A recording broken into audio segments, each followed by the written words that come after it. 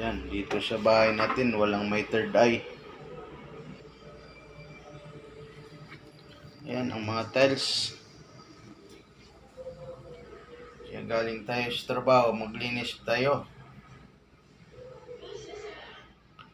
Yan ang simptomas pag walang mga third eye ang mga taong nakatira. Kinalak.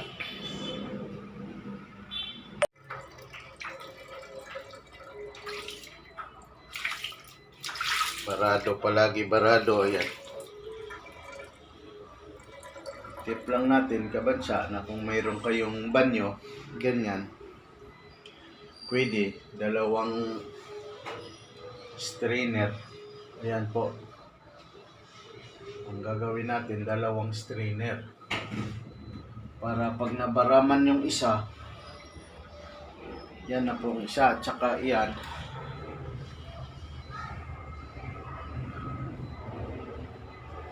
Dapat kabansaan yan.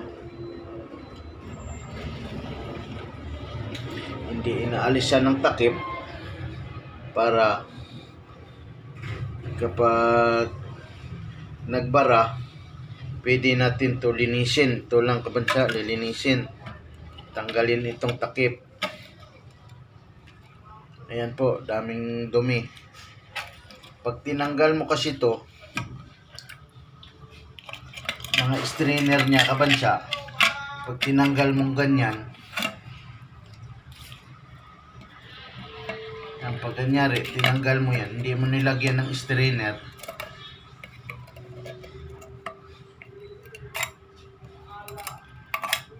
ayan bansa, pag hindi mo tinilagyan ng strainer to, alisin natin, yan, posibilidad po niyan, mababara.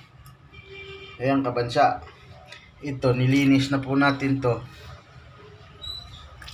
palagi nababara po yan, kaya dapat to, ayan, napakarami po yung dumi, kaya nababara.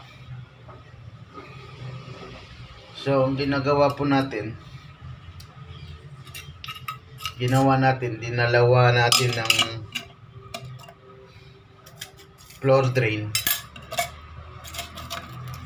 Dinalawa natin po yan para kapag nagbara yung isa, para hindi magbaha tayo, ito pong isa, mayroon po siyang reserba kahit hindi nalinis yung bote. Kasi pag ganyan, lalo na kung naglagay ka ng washing machine, yan, washing machine po, madalas malakas yung ano niyan, lalo na kung automatic, tapos iniwanan mo, ang cost po niyan, magbabara talaga yan. Tapos pag naglinis po kayo, alisin nyo yan, ilagay nyo sa basurahan.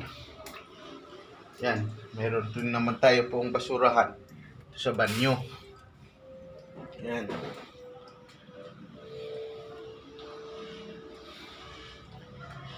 Yan po kabansa.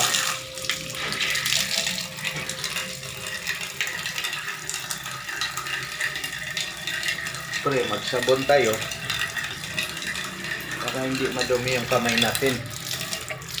Madalas kasi nakain na tayo agad, hindi pa nakapaghugas.